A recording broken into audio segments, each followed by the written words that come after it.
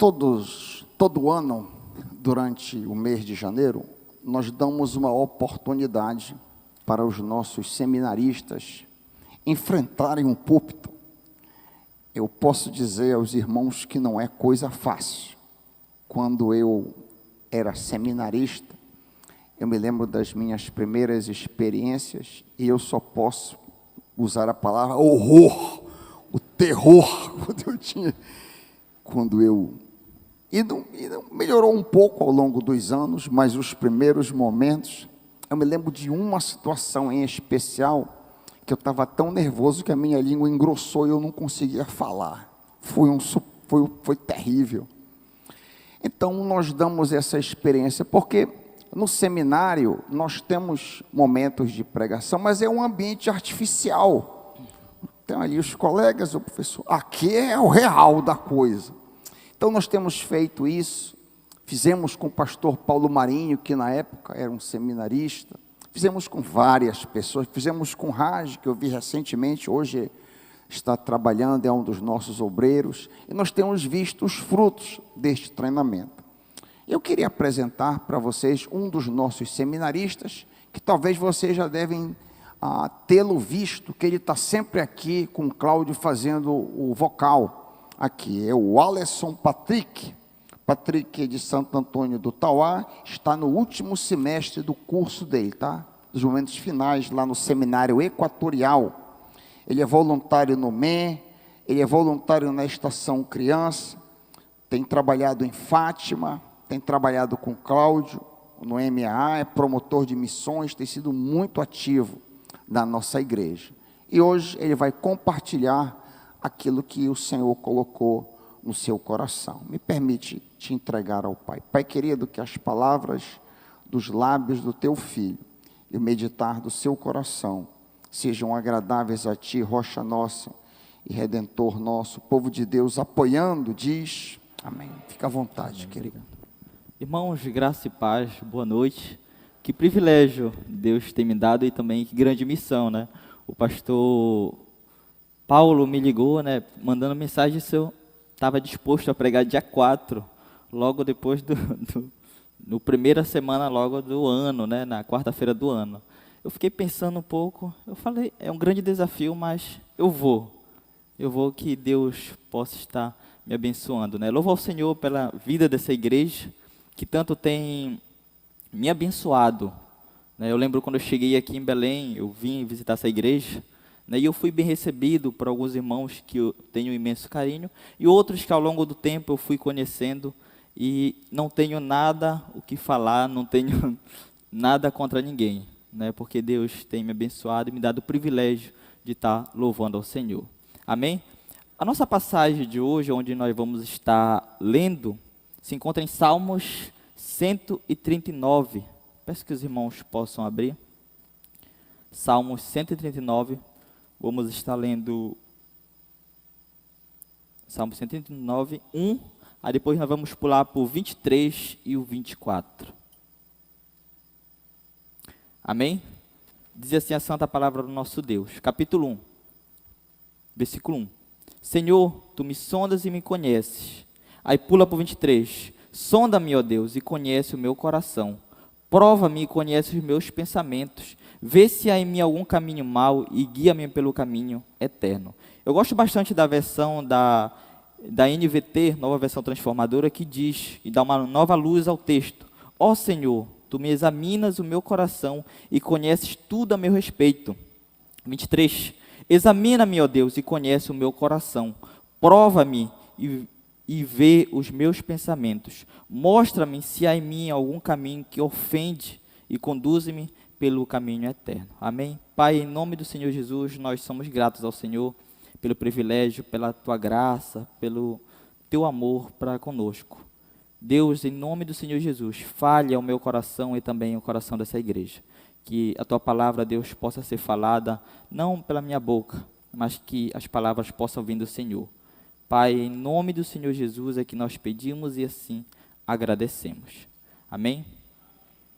Um determinado pastor, observando a sua própria vida, regada pelo livro Avalie a Sua Vida, de Eugene Druvin, desafiou anos atrás desabafou anos atrás em uma carta, onde ele dizia: os aplausos levaram-me durante anos a pensar que tudo estava bem. Saía-me muito bem quando estava nos púlpitos, comunicava-me muito bem com os diversos grupos e era admirado pela minha audácia na pregação. Muitos passaram a seguir o meu exemplo, vários diziam: desejo ser como você. Não precisei orar muito para que o Espírito Santo do Senhor me direcionasse para os pecados e falhas em meu caráter. Usava exemplos que não condiziam com a verdade e utilizava livremente o púlpito para atacar os grupos contrários ao meu ministério. Eu possuía todos os elementos para cair e permanecer prostrado. Louvado seja Deus por um dia que tirei para reavaliar a minha vida, o meu coração. Todo cristão verdadeiro tem dentro de si marcas que mostram se de fato ele é um verdadeiro cristão ou não, que são conhecidas como o fruto do Espírito. Nós podemos ver isso em Gálatas 5:22, onde vai nomear várias características do verdadeiro cristão. Por acaso, ele tem o amor, ele tem a alegria, ele tem a paz, a paciência, a amabilidade, bondade, fidelidade, mansidão e domínio próprio. Gálatas 5:22 e 23. Hoje, especificamente, nós estaremos vendo uma das principais marcas do verdadeiro cristão, que é a integridade de coração. Integridade de coração como uma das principais marcas do cristão verdadeiro. Lembremos do relato em que o próprio Deus considera alguém íntegro de coração. Esse relato, como todos os irmãos sabem, está lá em Jó 1:8, a versão que eu tenho é a NVI, que disse o Senhor então a Satanás: reparou em meu servo Jó? Não há ninguém na terra como ele, irrepreensível, a palavra íntegro, homem que teme a Deus e evita o mal. Então, integridade é um termo que está ligado à inteireza, vem do latim integritas, que se aplica à retidão, santidade e a um espírito repreensível. E assim nós vamos ver, temos vários exemplos na Bíblia dessas características que mostram. Por exemplo, nós temos em Salmo 106:3, temos em Efésios 4:24, Provérbios 4:11, Provérbios 14:2, Salmo 7:8, Lucas 1:75, Salmo 89:36. E assim tantos outros salmos que nós poderíamos falar sobre integridade de coração, sobre aspectos do que é integridade de coração, do que é integridade, que está justamente ligada à retidão, à santidade e a um espírito repreensível. Então, dentre tudo isso que nós vimos, pergunto: quais são os critérios, ou quais os critérios com os quais Deus nos julga? Deus julga a nossa vida, Deus avalia a nossa vida. Quais são esses critérios? Para isso eu nomeei alguns critérios com os quais Deus avalia a nossa vida, no qual Ele olha para nós como servo deles e vê se realmente é um cristão de verdade ou não. Ou como o texto de Jó diz, vê se é íntegro de coração. Eu sempre gosto muito do que o pastor Raik sempre fala aqui, que Deus diante dos anjos, diante do diabo e dos anjos, Ele está falando: observaste meu servo fulano de tal, como ele é íntegro, como ele foge do mal. Então, nós estamos sendo observados, se realmente nós estamos sendo íntegros de coração ou não. Então, o primeiro ponto que eu nomeei é que Deus não avalia a nossa vida baseada em coisas externas, ou seja, naquilo em que aparentamos ser, ou aquilo que eu mostro ser, no nosso exterior. Deus não nos julga, Deus nos avalia a nossa vida não baseada nas coisas no qual eu vejo. O salmista tinha essa convicção de que Deus, a priori, não está interessado em coisas externas, na qual os homens julgam ser essenciais ou importantes. Embora sejam. É tanto que o salmista pede para Deus olhar o seu coração e o sondar, pois sabia que Deus o conhecia bem no íntimo, sabendo assim as intenções impuras do seu coração. É o que nós lemos agora: Senhor, tu me sondas e me conheces. Frequentemente julgamos a vida alheia mais a partir de valores externos, contáveis e visíveis, do que pelo que se passa no coração. Desse modo nos encantamos com homens, histórias, livros e lideranças que não encantam a Deus. Temos um relato bastante interessante em 1 Samuel 16. Lembram desse relato em que Deus mandou assim o profeta Samuel ungir um rei sobre Israel. E ele mandou Samuel ir até a Belém, na casa de Jessé, para ungir um dos seus filhos. E lembrem que quando ele chegou lá, ele viu Eliabe, né? Eliabe, quando Samuel olhou, aparentemente viu Eliabe forte, alto, bonito. E Samuel consigo falou: deve ser esse o ungido do Senhor. Deve ser esse pelo qual Deus escolheu. Porque ele é bonito, alto, forte, guerreiro. E olha só a resposta do Senhor que foi dada para ele, em 1 Samuel 16, 7. Não atentes para a sua aparência, Samuel, nem para a sua altura, porque eu o rejeitei. Porque o Senhor não vê como vê o homem vê o exterior, ou seja, aquilo que eu posso ver, meus bens financeiros, meu carro, aquilo que eu posso ver, aparentemente, porém o Senhor vê o coração, aquilo que nós como seres humanos não podemos ver, né? A sociedade nos leva a crer que somos aquilo que aparentamos, e não são raras as vezes que nos julgam pelos nossos títulos, realizações, influências e tantas outras coisas, ou outras credenciais que tentam plastificamente definir a nossa aparência pública. Porém, no reino de Deus, pregado por Jesus, essas roupagens com qual a sociedade tentam nos pôr, nos colocar, não representam a nossa identidade, quem de fato somos. Possuímos uma tendência natural para nos escondermos. Somos, por isso, seres fabricantes de máscaras. Construímos máscaras com o mesmo objetivo, com o mesmo intuito, o mesmo objetivo dos povos tribais em seus rituais xamânicos para o engano do próximo e manipulação social. Então, creio que as máscaras que somos tentados a construir possuem, em um primeiro momento, a intenção de apresentar uma imagem que julgamos ideal para os de longe. Comumente, essa imagem não representa a verdade do nosso ser, mas uma ideia utilitária que tentamos vender. Se obtemos sucesso na construção de máscaras que passam essa imagem aos de longe, somos tentados a construir outras mais elaboradas, refinadas, que possam enganar também os de perto. É por isso que podemos nos surpreender com alguém bem de perto de nós, do nosso círculo de amizade e relacionamento, que repentinamente se desvenda como portador de valores e práticas antagônicas à imagem que dele tínhamos. É que não o conhecíamos. Olhávamos para ele, mas o que víamos era sua máscara, aquilo que ele dava a repassar para os de perto ou para os de longe. Então, o uso de máscaras leva o ser humano. O uso de máscaras que eu cito aqui é tentar passar aquilo que eu não sou. É tentar dizer que eu sou aquilo, mas eu não sou. Fingir, por exemplo, que eu sou santo. E até mesmo repreender os de perto, né? Você precisa ser isso, e não sou, e não ser. Ou seja, ser uma pessoa hipócrita. Então, o uso de máscaras leva o ser humano a enganar e a auto-se enganar.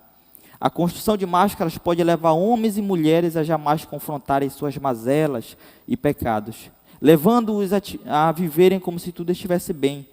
A construção de máscaras de engano e auto-engano é uma prática pecaminosa que nos leva para longe de Deus e de uma conversa franca e necessária sobre a nossa vida. Então fugimos assim, quando nós fingimos ser algo que nós não somos, fugimos assim de um dos assuntos mais controvertidos e evitados pelo ser humano desde a sua queda, a verdade. A verdade. No reino da luz, a verdade é o fundamento para qualquer avaliação.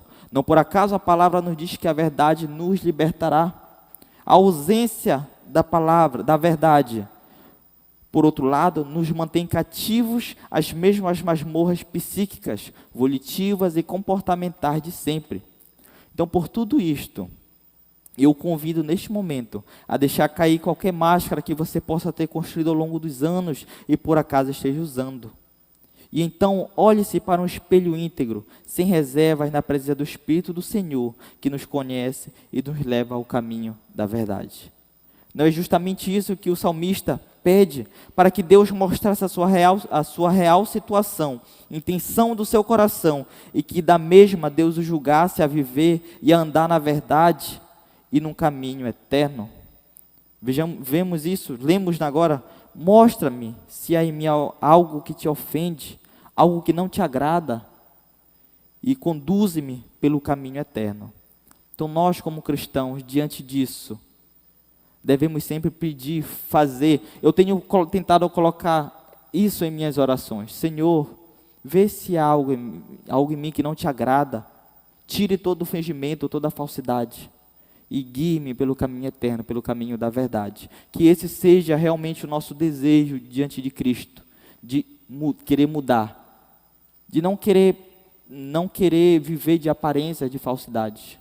Porque a gente pode aparentemente enganar essas pessoas. Mas o mais importante de tudo, nós não conseguimos enganar Deus. Lembrem do Salmo 139 que eu li? Se você for ler em diante, ele vai dizer que Deus o conhece em tudo. Se eu me deito, eu me levanto, Deus me conhece. Então, Deus conhece o nosso íntimo, o nosso coração. O segundo ponto que eu nomeei é que Deus avalia a nossa vida baseado no interior, ou seja, no nosso coração. Qual é a intenção do nosso coração? É isso que nós somos avaliados dia após dia. Não é se nós fazemos boas ações, mas por que eu fiz essa boa ação? Não é se eu canto, se eu prego, embora isso seja, mas qual foi o motivo que me levou a pregar? Para mostrar que eu sei, ou para mostrar que eu sei fazer aquilo? Então Deus nos avalia no nosso interior, no nosso coração. O elemento principal com o qual Deus nos avalia é bem menos visível, menos contábil e certamente menos observado por aqueles que nos cercam. Pois Ele nos vê no íntimo, sem máscaras, manipulações ou enganos.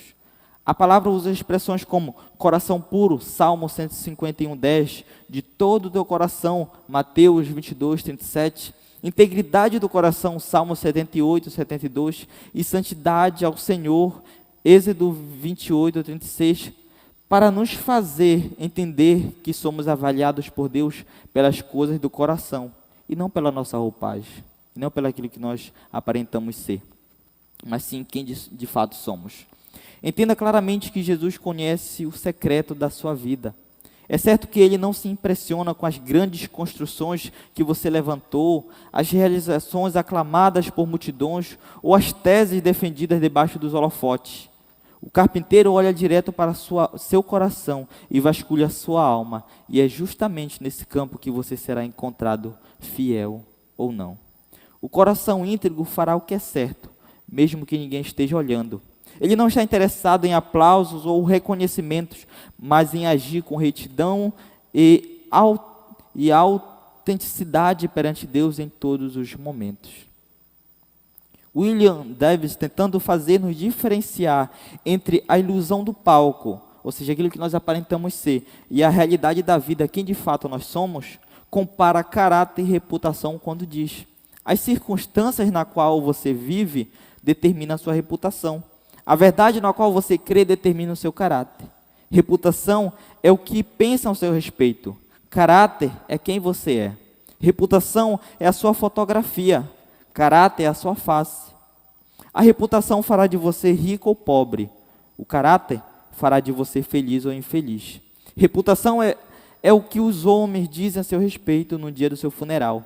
Caráter é o que os anjos falam de você perante o trono de Deus. O pastor Aldair Sandoval, homem de Deus dedicado ao rei por mais de 40 anos, afirmou em uma de suas palestras: se um dia você for levado a escolher entre a sua reputação e o seu caráter, escolha o caráter. Esse homem de Deus não reduz o valor da reputação, mas exalta a necessidade de lidarmos com Deus além da exposição pública e da simples sinceridade. Importa-nos obedecer.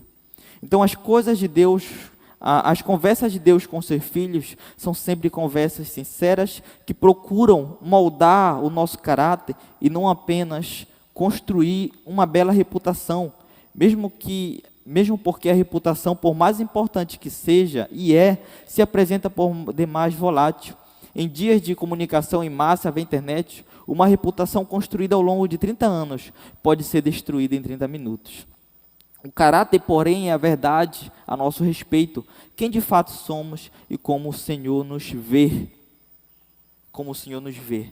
Esse é o bem precioso que jamais devemos negociar. Jamais devemos negociar o nosso caráter pela reputação. Embora ambos sejam importantes, mas diante de Deus o que vale é o nosso caráter. Quem de fato nós somos, de verdade, não de fachada. A integridade de um coração é reconhecida através das suas atitudes de uma pessoa quando está sozinha, sem que ninguém a observe. Então a Bíblia, por si só, a Bíblia está repleta de exemplos que mostram o quanto a integridade de coração é requerida por Deus como um ato de obediência pelos seus servos. Observemos as seguintes palavras do Senhor em 2 Crônicas 19:9, quando lembra daquele episódio quando Josafá nomeou assim juízes em seu reino para o ajudarem, para assim estarem ali ajudando a ele. Ele deu-lhes a seguinte ordem: vocês devem servir com fidelidade e com o coração íntegro, ou com integridade de coração, no temor do Senhor. Então Deus requer de nós isso, a nossa integridade, o quanto nós estamos sendo íntegros de verdade a Ele, o quanto a nossa vida está sendo guiada, dirigida por Ele. Davi entendia a importância de ter um coração íntegro como um fator determinante da obediência e da importância de seu filho Salomão ter um coração íntegro perante Deus. Por isso ele faz a seguinte oração em 1 Crônicas 29:19, onde ele diz: Senhor, dá ao meu filho Salomão um coração íntegro para obedecer aos seus mandamentos, aos teus preceitos e aos teus decretos, a fim de construir esse templo para o qual fiz os preparativos necessários. E vemos também a preocupação que o salmista tinha em viver com integridade de coração perante os da sua casa, perante o próximo, o da sua família. Vemos essa preocupação dele em Salmos 101:2, parte C, onde ele diz: portas adentro em minha casa terei um coração íntegro ou sincero. Ou seja, o que está dizendo? Antes de tudo, dentro da minha casa eu viverei com integridade de coração. Viverei com integridade de coração. Porque tudo que nós somos na nossa casa reflete aqui. Se nós não buscamos a Deus na nossa casa, não somos íntegros a Deus em nossa casa, não é aqui que nós vamos ser íntegros. Então é muito comum nós sairmos da nossa casa, ou o filho ter brigado com a mãe, ou o esposo ter brigado com a esposa e vice-versa, e chegar aqui e fingir que tudo está bem, levantar a mão, adorar, cantar: Senhor, eu te busco com todo o meu coração, mas a sua vida no íntimo, em sua casa, não agrada a Deus. A Bíblia diz que isso é hipocrisia e é mentira, e é viver de falsidade. A Bíblia nos adverte para as consequências dos que não têm um coração íntegro. Lemos a passagem de Números 13 e 14, lembra daquele episódio em que Moisés nomeou assim 12 espias para espiar a terra de Canaã. E a Bíblia diz que eles foram espiar a terra. Chegaram lá, realmente a terra era boa, manava leite e mel. Mas lembremos também que o Senhor já tinha prometido a terra. Deus já tinha prometido a terra prometida no qual eles iam morar ou habitar. Mas a Bíblia diz que ao retornar de lá, trazendo consigo o relato, eles olharam para Moisés e para todos os anciãos, eles olharam e disseram: realmente a terra mana leite e mel. Realmente ela produz muito bem, mas não é para nós. Não é para nós. Lá tem gigantes e perto deles somos como gafanhotos. Somos como gafanhotos. E a Bíblia diz que nesse instante, Caleb e Josué rasgaram as suas vestes. E eles falaram as seguintes palavras. Números 14, 7 e 8 e 9, onde eles falaram: e falaram a toda a congregação dos filhos de Israel, dizendo: a terra pelo meio da qual passamos a espiar é terra muitíssima boa. Se o Senhor se agradar de nós, então nos fará entrar nessa terra e nos dará terra que mana leite e mel. Tão somente, olha o que eles falam, perante aqueles que estavam murmurando, e além do mais eles ainda disseram, então é melhor a gente voltar para o Egito. É melhor a gente voltar para o Egito. Olha só a incredulidade deles diante de Deus. Olha só como estava o seu coração diante de Deus. Então a Bíblia diz, Josué e Caleb falaram: tão somente não sejamos rebeldes contra o Senhor, e não tem mais o povo dessa terra, porquanto como pão os podemos devorar. Retirou-se deles o seu amparo, o Senhor é conosco, não os temas. Então quantas vezes Deus está nos dando promessas na qual nós não recebemos pela nossa incredulidade. Quantas vezes Deus tem falado, né? Vai, possua, é seu. Mas nós, como incredulidade, como incredulância do nosso coração, nós temos confiado verdadeiramente no Senhor. E com isso sofremos, assim, grandes consequências de não ter diante de Deus um coração íntegro, verdadeiro, onde eu posso confiar e dizer, eu vou, independente do que aconteça, eu vou obedecer à ordem do Senhor. E com isso vemos grandes consequências dos que não obedecem, dos que não têm o coração íntegro diante de Deus. Aí Deus dá as seguintes palavras, lá já em Números 32, 10 a 12, onde diz assim, a ira do Senhor se acendeu naquele dia, e ele fez este juramento, como não me seguiram de coração íntegro, como eles não me seguiram de integridade de coração, nenhum dos homens de 20 anos para cima, que sairão do Egito, verá a terra que eu prometi sob juramento a Abraão, a Isaque e a Jacó.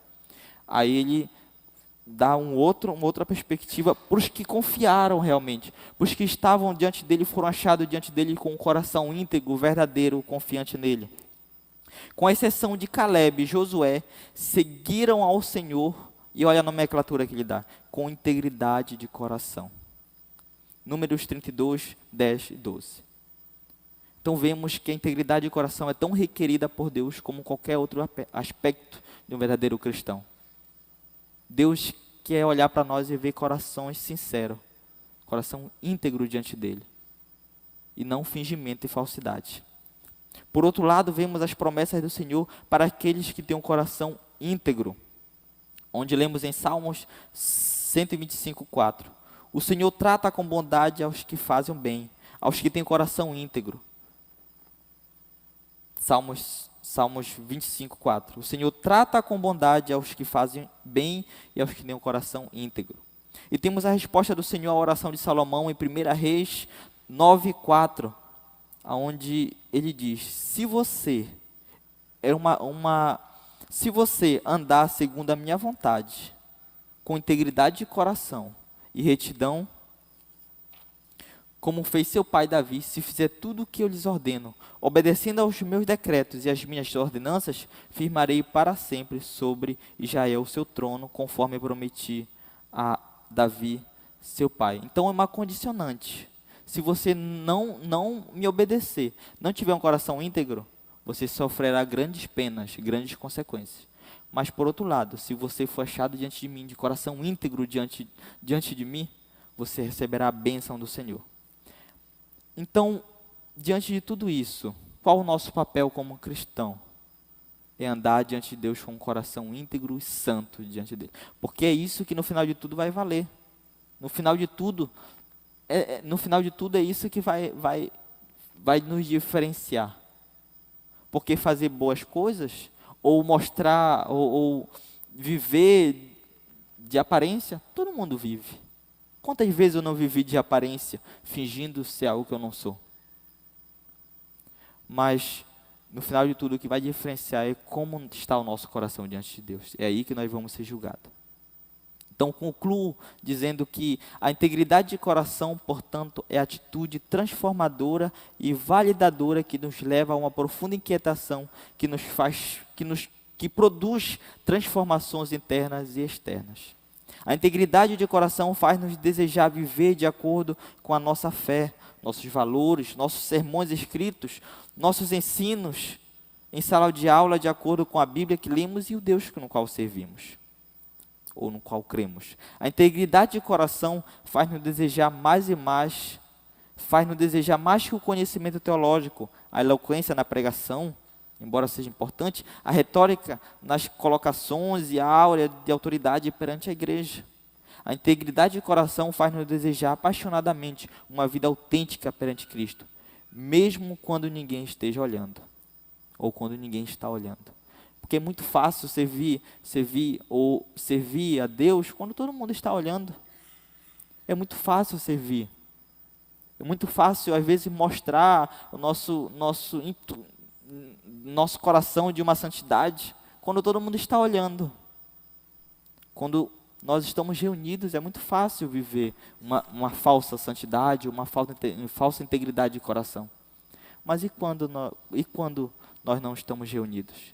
E quando nós estamos sozinhos nos nossos quartos, nos nossos banheiros? Aí que o negócio pega, porque Deus olha o nosso interior, Ele nos conhece. Então, e é nesse íntimo relacionamento que percebemos que só uma boa semente trará bons frutos. Por isso devemos depender de Deus. Nós dependemos de Deus para tudo. De tantas verdades marcantes do cristianismo, uma delas é esta: nós dependemos de Deus. E dependemos dele para crer, para segui-lo, para nos parecermos mais e mais com o Filho.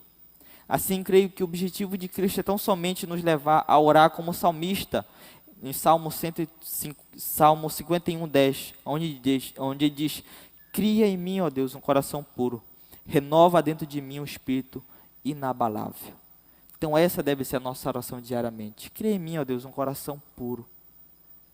Sonda, olha o meu coração e renova dentro de mim um espírito inabalável.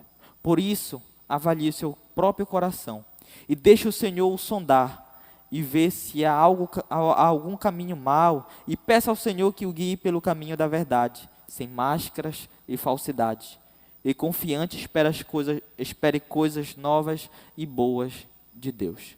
Por fim, eu encerro com uma frase de Wesley Druvin, onde ele diz, e isso é uma pura verdade: Deus nos criou para isso, para servir a Ele com o nosso coração, com integridade. Ele diz: a única vida digna de ser vivida é aquela vivida para Deus. Repito, a única vida digna de ser vivida é aquela vivida para Deus. Então, avalie o seu coração, e esteja também disposto às mudanças que Deus quer fazer em nossa vida. Porque uma das verdades do cristianismo é a mudança. Se nós hoje estamos aqui e nada mudou na nossa vida quando ainda nós éramos pecadores ou fazíamos coisas contrárias totalmente à palavra de Deus, se nada mudou, alguma coisa está errada. Porque o verdadeiro cristianismo, ele traz consigo mudança. Ele muda o nosso coração. Que Deus nos abençoe e nos guarde. Amém.